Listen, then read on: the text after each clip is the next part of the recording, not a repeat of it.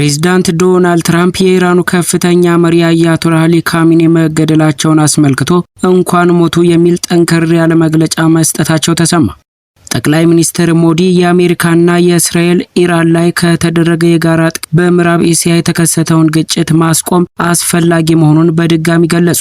የአሜሪካና እስራኤል ጥቃት በአያቶላህ አሊ ካሚኔ ላይ ብቻ ያነጣጠረ እንደነበር ተገለጸ።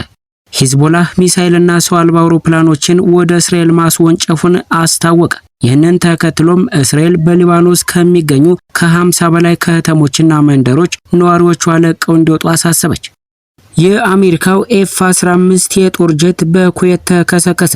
የእስራኤል አየር ኃይል ጀቶች በሊባኖስ ዋና ከተማ ቤይሩት ላይ ከባድ የአየር ድብደባ መፈጸማቸው ተገለጸ።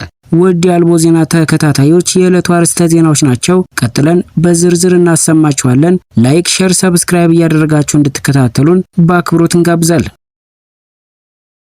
ጠቅላይ ሚኒስትር ሞዲ ከኔታንያሁ ጋር በምዕራብ እስያ ስላለው ወቅታዊ ክልላዊ ሁኔታ ለመወያየት ተነጋገሩ። ጠቅላይ ሚኒስትር ሞዲ የአሜሪካና የእስራኤል የጋራ ኢራን ላይ በተደረገ የጋራ ጥቃት በኋላ በምዕራብ እስያ የተከሰተውን ግጭት ማስቆም አስፈላጊ መሆኑን በድጋሚ ገለጹ። ጠቅላይ ሚኒስትር ናሬንድራ ሞዲ በምዕራብ እስያ ስላለው ወቅታዊ ሁኔታ ለመወያየት መጋቢት 1 2026 ዓ.ም ከእስራኤሉ ጠቅላይ ሚኒስትር ቤንጃሚን ኔታንያሁ ጋር በስልክ ውይይት አድርገዋል። ህንድ በቅርብ ጊዜ በተከሰቱት ክስተቶች ላይ ስጋት እንዳላት ገልጻ ጦርነቱ በአስቸኳይ እንዲያቆም ጥሪ አቅርባለች። በቤቴል ሼሜሽ የተደረገ አንድ ትልቅ የኢራን ሚሳኤል ጥቃት 9 ሰዎች ተገድለው 11 ሰዎችም ጠፍተው ነበር። ቀደም ሲል አሜሪካና እስራኤል በኢራን ላይ ጥቃት በመሰንዘር የሊቀመንበር አያቶላህ አሊ ካሚኔንን ገድለዋል። ይህም ከቴሄራን ፈጣን የበቀል እርምጃ እንዲወሰድ አድርጓል። ሞዲ ከተባበሩት አረብ ኤሚሬትስ ፕሬዝዳንት ሼክ መሐመድ ቢን ዛይድ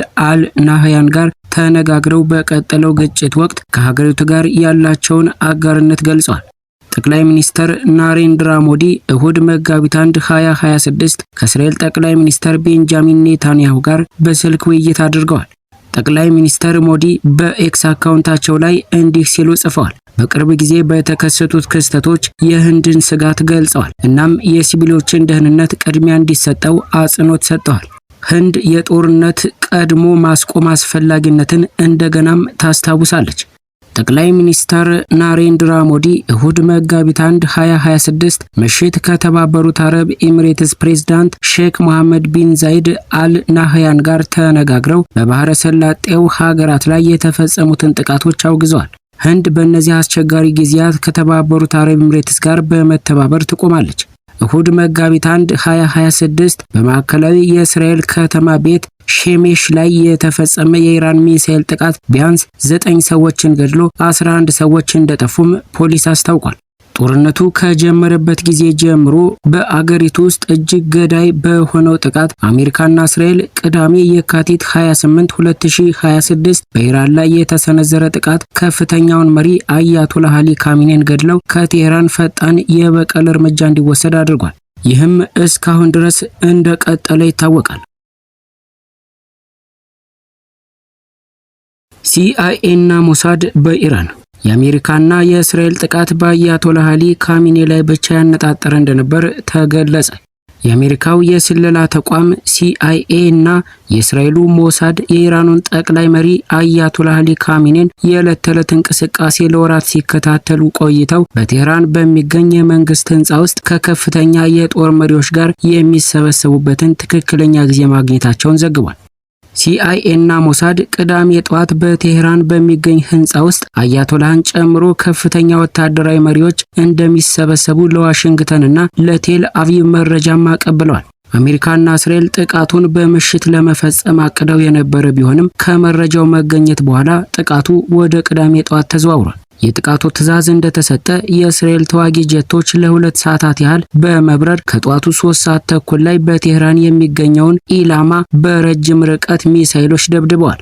በጥቃቱ አያቶላህ ካሚኔና ከከፍተኛ የጦር አዛዦቹ መገደላቸው የተገለጸ ሲሆን ከከፍተኛ ባለስልጣናቱ መካከል የብሔራዊ ደህንነት ምክር ቤት ዋና ጸሐፊ አሊ ላሪጄኒ ብቻ በህይወት መትረፋቸው ተጠቁሟል። አዳሩን ሊባኖስ የሚገኘው ሂዝቦላህ ወደ እስራኤል ሮኬት ሲተኩስ አድሯል። እስራኤልም በሊባኖስ ላይ ድብደባ ፈጽማለች። ኢራን ዛሬ ሚሳኤሎችን በመጠቀም በአሜሪካ ጦር ሰፈሮች ላይ ጥቃት ማድረሷንም ቀጥላለች። ሂዝቦላህ ሚሳኤልና የሰው አልባ አውሮፕላኖችን ወደ እስራኤል ማስወንጨፏን አስታወቀች።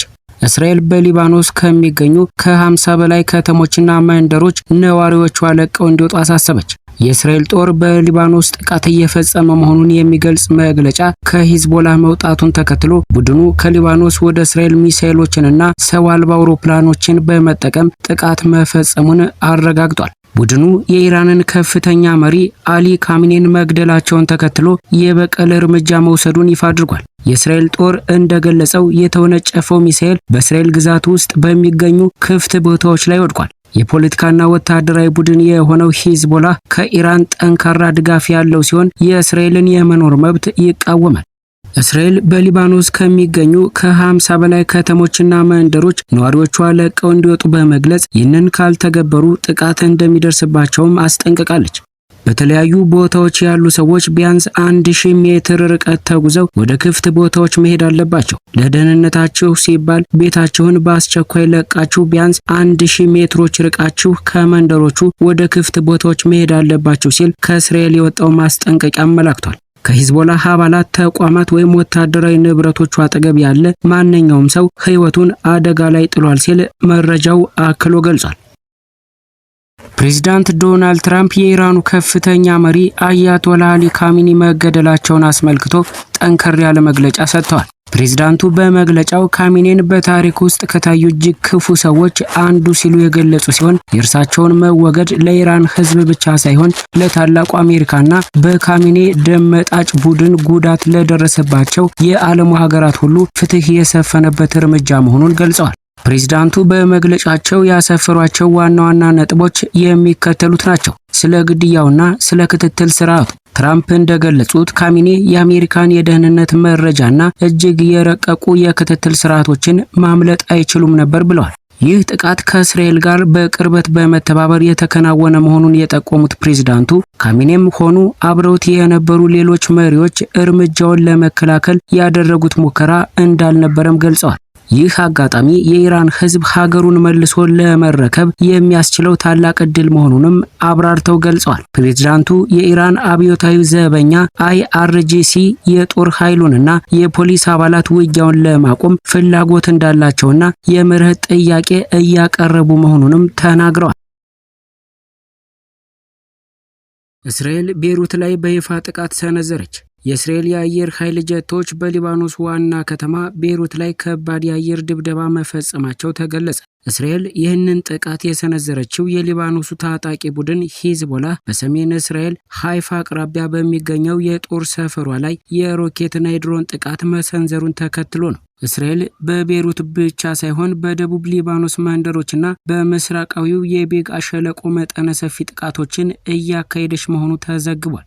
ሂዝቦላህ ባወጣው መግለጫ በእስራኤል ላይ የሰነዘረውን ጥቃት የኢራኑ መንፈሳዊ መሪ አያቶላህ አሊ ካሚኔ መገደላቸውን ለመበቀል መሆኑን አስታውቋል። ቡድኑ ሊባኖስንና ሕዝቧን ለመከላከል እንዲሁም ለተደጋገመው የእስራኤል ወረራ ምላሽ ለመስጠት በሚል ጥቃቱን እንደሚቀጥልም አሳውቋል። የእስራኤል ጦር በበኩሉ በመላው ሊባኖስ ሂዝቦላህን በኃይል እየመታ መሆኑን አረጋግጧል። ሂዝቦላህ በዘመቻው ውስጥ ለመሳተፍ ባሳለፈው ውሳኔ ላይ እርምጃ እንወስዳለን፣ ድርጅቱ በእስራኤል መንግስት ላይ ስጋት እንዲፈጥር አንፈቅድም ብሏል። እስራኤል አክላም ሂዝቦላህ የሊባኖስን መንግስት እያፈራረሰ ነው፣ ለውጥረቱ መባባስም ተጠያቂ እሱ ነው ስትል ወቅሳለች። በመካከለኛው ምስራቅ ያለው ግጭት በአንድ በኩል አሜሪካና እስራኤልን በሌላ በኩል ደግሞ ኢራንና አጋሮቿን ሂዝቦላህን ጨምሮ ያሳተፈ ቀጠናዊ ጦርነት እየሆነ ይገኛል። በመካከለኛው ምስራቅ የሚገኙ በመቶ ሺዎች የሚቆጠሩ የውጭ ሀገራት ዜጎችና በሚሊዮን የሚቆጠሩ የአካባቢው ነዋሪዎች በጦርነት ስጋት ውስጥ ወድቀዋል። የአሜሪካው F-15 የጦር ጀት በኩዌት ተከሰከሰ።